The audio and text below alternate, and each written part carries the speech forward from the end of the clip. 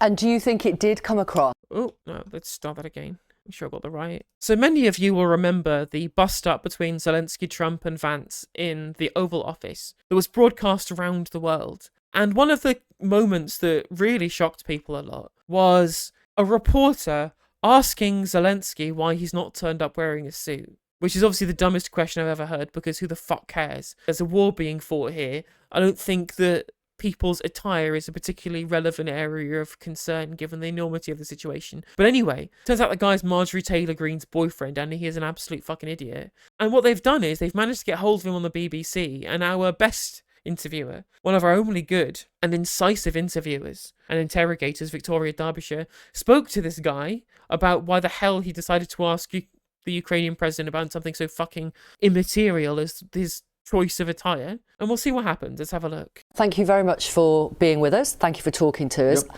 I wonder if I could begin by asking you, on Friday, why you asked President Zelensky, why don't you wear a suit? Well, first of all, thanks for having me on. We have been covering, obviously, the events in Ukraine since it started. And I've been on the campaign trail with President Trump for many years. And as Americans get kind of engaged in what's going on, that was one of the questions that many Americans had, is why doesn't the president, Zelensky, wear a suit when he goes to these very high-level meetings, whether it's in the U.S., whether it's over in Europe. And when you look at the several dignitaries that seem to have a level of respect for their office, I just asked the questions that many Americans were asking at home, and that's kind of what I've been doing for a while. So I didn't mean to come off as a snarky comment, although I do feel like when Zelensky got out of the car and met President Trump at the West Wing, that's, if you probably saw where President Trump mentioned that it looks like he got dressed up. So I thought I would ask him, why didn't he wear a suit? So you're admitting that it was dumb and stupid, right? Oh, well, members of the American public are wondering why he doesn't wear a suit. And I'm like, well, members of the American public are also stupid. Like, members of the American public are also idiots. Just because you think that in the middle of a really important negotiation that's not gone well, a negotiation which has grave impact. I mean, Trump was serious enough at least to understand that they're playing with World War III. Not an incorrect statement by Trump, of course. Not an incorrect statement in the slightest. His negotiating style was childish, but this fact was acknowledged. And the stakes for what was being discussed is incredibly high. The future of geopolitics was being created in that very room at that very time. If you can admit now already that you were just asking questions that random American members of the public wanted to understand, right? Or some person got dressed up one day he didn't, I want to ask a question, then you're an absolute clown show human, like a clown shoes idiot who doesn't understand when something is or is not an appropriate question to ask. And quite frankly, again, at the point in which you're discussing the potential for World War III, which is acknowledged by Trump, maybe someone's choice of clothing isn't fucking relevant. It was true, Ruben. They did exactly the same thing to Jeremy Corbyn, right? Just endless talking about how he doesn't wear a proper suit or a proper tie or a proper jacket. Just endless comments by people's fucking appearance. Although it is very funny to watch all of the UK pundits castigate this man, rightly so, for facile nonsense being said about Zelensky's choice of attire. And they didn't say anything, and some of them even piled on to Jeremy Corbyn about his choice of attire in the House of Commons or whatever, not wearing the proper suit or some shit. Weird how when it's the left, suddenly people's appearance is really important. It's really important, the appearances people have, and you should put on a proper suit and tie or whatever it is, you know? But as soon as it's Zelensky, as soon as it's people from the right, as soon as it's people who are important to UK's geopolitical interests, and again, I support Ukraine in this war, suddenly, oh no, we can't let people from America take the piss out of people for their choice of clothing. And I'm like, well, this isn't particularly consistent now, is it? All right for some, eh? And do you think it did come across as a snarky comment? Oh, I'm sure it did. I know by the thousands and tens of thousands of comments I've gotten on social media, death threats, phone calls, I don't know how they got my number. I think the world took it as a snarky comment. That wasn't really my intention. My intention was just to see if he understood the level of respect that people have when they go into the Oval Office. Now, a lot of people will say, well, why doesn't Elon Musk wear a suit? Why does he? No, because Who gives a shit? It's not a sign of respect or disrespect what clothes you choose to wear. Unless he came in with a shirt saying, Donald Trump sucks donkey dick, right? Unless he literally come in wearing one of those ironic I-pooed t-shirts of like the old Apple adverts of someone sitting on a toilet, like parody that you get for like 15 quid in an open market in Costa del Sol, you know? Maybe if you'd been one coming wearing that, you'd have a point. But he was wearing just the shirt. He was just wearing a shirt. And he needed to wear like a whole ass suit for it to be acceptable to you. Again, time, place, the situation was far above quibbling over such nonsense bullshit. He wear a hat? Why does he take his kid into the Oval Office? Well, Elon Musk is in charge of savings, billions of dollars of taxpayer dollars going over to different, organizations. Zelensky has been given, some say, close to $300 billion in cash and military equipment. So I would think at that point, it does warrant him showing a little bit of respect. I said this earlier, Victoria. And even then, you've not even properly explained how not wearing a suit is a mark of disrespect. Like, come on, like, justify how you think this means it's disrespectful. Because you've not justified it in the slightest. You've not justified it in the slightest. And again, like, he brought up Elon Musk apropos of nothing and still doesn't have a good explanation. Like, still doesn't have a good explanation here, saying, oh, well, Elon Musk is just in charge of cutting things, and whereas Zelensky got billions of aid. I'm just like, well, Elon gets billions of contracts, which he's also writing into law that he gets more of after he just took it over from Verizon, having already been tendered the contract to them. Like, Elon Musk has also got his hands on loads of money from the US state. Yeah, and I think it's very appropriate for this particular situation. Sometimes you can judge a book by its cover, and by his lack of respect for his attire did come across later throughout the interview when they got in that heated exchange with Vice President J.D. Vance and President Trump. But it was not my intention to spark that. I was just making an observation. A couple of things to pick you up on there, if I may, Mr. Glenn. The US hasn't given $300 billion worth of aid. I know President Trump has said it a number of times, but it's more like $119 billion, according to a think tank in Germany who actually tracks what goes into Ukraine. And in terms of your point about his attire, many people are saying, look, this is a guy at war. He's been leading his country bravely through this war against Russia for 3 years, and probably what he's wearing is the last thing on his mind. And I agree with that. But to my point. But you don't agree, because you think it's a mark of disrespect, despite the fact that it obviously isn't. Elon should also wear a suit, in your opinion. This shows the inconsistency with the brains of conservatives. Well, I don't think he should. I don't really care. I mean, there's plenty of things that I want Elon Musk to wear of a non-clothing variety, and in the interest of terms of service, I will end that sentence there. The war is not in the West Wing and the Oval Office in Washington, D.C. The war is back in Ukraine. And let me be really clear on this, Victoria, because this is some of the hate that I've gotten online. President Trump, I just left the Roosevelt room. President Trump wants nothing more than peace in that region, wants to stop this war. Matter of fact, my first question, Victoria, was about his legacy going down as a peacemaker and someone who stopped a war and didn't start any wars that the U.S. got involved. So that was my first question. So, this is something that he wants to end. And to be honest with you, 2,700 people, Ukrainian men, and you know this, you report on this, die a day in Ukraine. And that is a concern of the president, and that is why he wanted to make this deal and stop the war. So I'd like to focus more on the peace aspect of this rather than a snarky comment, if you would, about his attire. And mind you, many Americans are thinking about this. Here's the deal. 99.99% of the people watching this interview right now did not vote in the 2024 presidential election. But they do want to see the war end, like we do as well. And so if people are so bent out of shape about my question about what he's wearing, I think the bigger picture should be, why didn't Vladimir Zelensky just go in, show a certain level of appreciation and respect for what we get? like, this is so completely insane. This is completely inconsistent. This makes no fucking sense.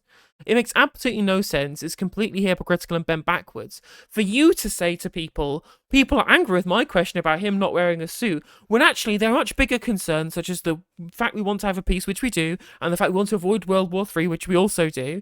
Like, all of these things are really important, right? Is that you say that people shouldn't be getting mad at the question that you ask because they need to look at the bigger picture and the fact there are bigger fish to fry. And I'm like, okay, if you're admitting that there should be a bigger picture and bigger fish to fry, you're also admitting that your question itself was irrelevant bullshit nonsense. Like, you're already admitting that your question was completely unreasonable and insane, given the brevity of what was happening at that time. In the fact that you're calling out other people for attacking you because you said it, as also not understanding the enormity of the situation. So you've just answered our question for us. You've just proven us correct. Like, you brought that shit up. Given him. Now, we don't know really how much we've spent because no one can account for the missing military weapons and cash that's been brought there. So whatever think tank there in Germany is tracking this, from our side of things, we can't even get a clear accounting of that. But numbers aside, the goal here was to achieve peace. That's what we need to do. And I will say this, if Zelensky comes back to the Oval Office and he's wearing a suit, let me be the first person, Victoria, to shake his hand and to congratulate him and apologize for that comment. I'll be more than happy to do that. How about you just apologise for the fact that you already admitted that your question was of complete irrelevance? I mean, I'm sure somebody else has said this to you, but obviously when Winston Churchill went to see Roosevelt during the Second World War in the White House, he was wearing military fatigues. Was he showing disrespect? You know, I wasn't alive then. I wasn't there to watch that. You've got a view. I'm not going to comment that. But what I'm saying is, if you guys are trying to get this, it's all about the wardrobe, and that's what I've been the biggest excuse. Why isn't why aren't we talking about peace? 2,700 men. You were the one who derailed a conversation about peace to talk about attire. You did this. This is you. You were the one who did this. Ukrainian men die a day, and we're going to argue about, well, Winston Churchill was wearing military fatigues, and is that okay? Elon Musk wears, you know, a T-shirt, a jacket, and a hat, and brings his kids, and, you know, I don't know why this is still an argument. I really don't. If it means that much to you guys, then, you know, congratulations. You guys just made a deal with Zelensky a few days ago, and, you know, he wore a tracksuit to meet your king there. Now, hopefully that wasn't offensive to you guys, but... Yeah, because over here we can give a shit, right? We're supposed to be the most uppity country in the world, right? We have a monarchy still. Like, we've got a Renaissance festival ass shit happening still in 2025, year of our Lord. And even us, the proverbial sticks up our asses, even we didn't care. King didn't care, right? Our king did not give a shit about him turning up in a tracksuit because we understand that it's completely irrelevant. Look, let me ask you about something that President Trump has said tonight. He has criticised on Truth Social President Zelensky again, and he said America will not put up with it for much longer. What do you think he means by that? Obviously, I can't speak for the president, but I think that what we don't want is Zelensky to draw this thing out. Let me ask you a question. Would you like to see the war end today, right now? And I'm assuming the answer is yes.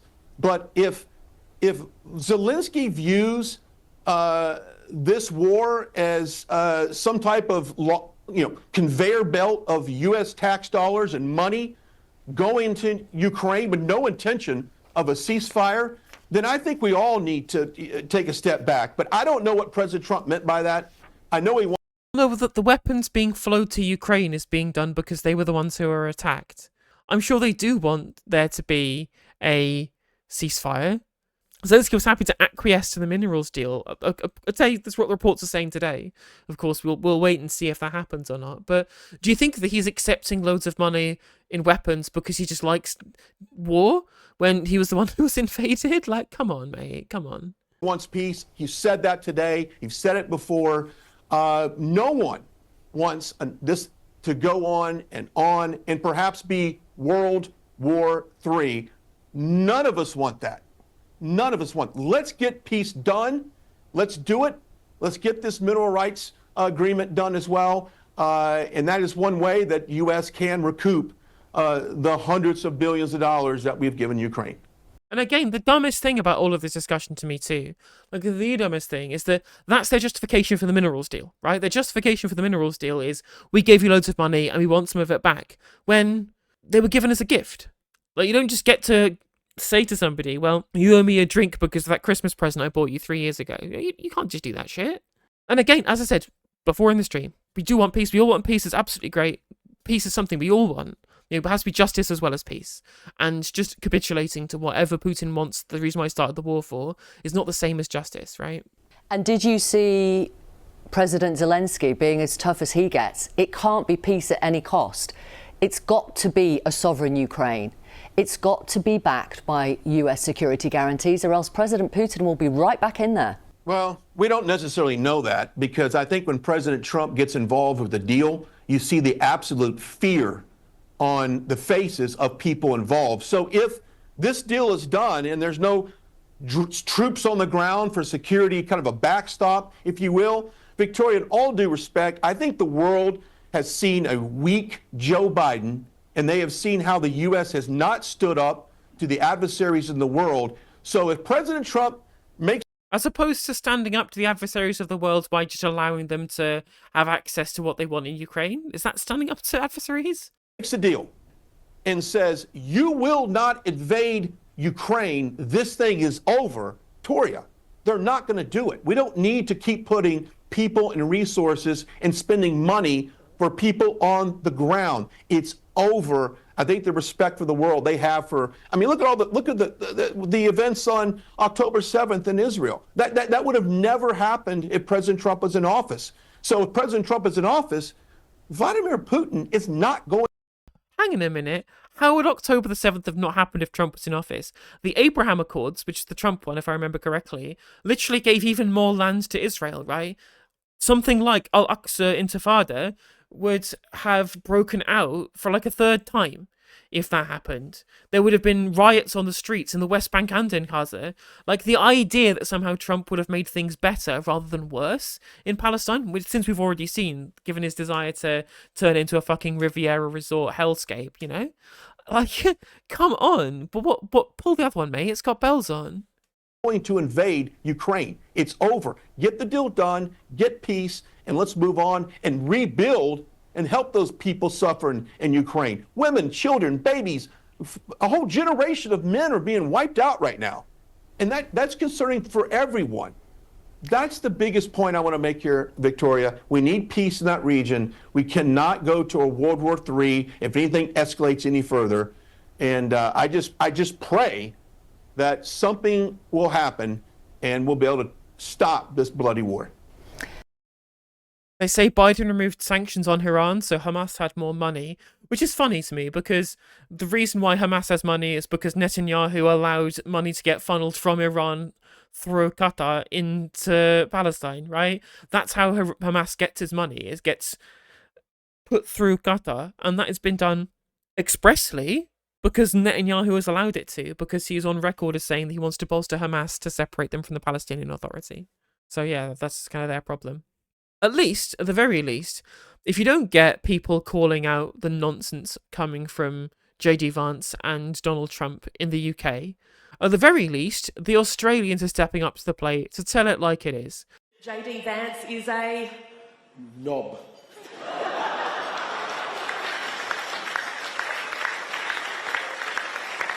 Sorry. You've got to have one unprofessional moment, don't you? That was it. Does Donald Trump... So this is the Premier of Western Australia, and just called JD Vance a knob. Honestly, and quite frankly, good. I wish more politicians just called other people in other countries who do not deserve verbose descriptions of their politics as knobs. You know, just call people a dickhead. Hey there, if you enjoyed the video, make sure that you like and leave a comment. That helps the video out in the algorithm. If you subscribe and ring the bell, it'll let you know when I go live. I stream every day on YouTube and Twitch. You can also follow all of my socials down in the description. And if you want to support me in a more financial manner, there's a join button for membership to just 99p to be a member on YouTube, as well as a Patreon, and there's some merch there as well. And hopefully I'll catch you on the next video. Take care.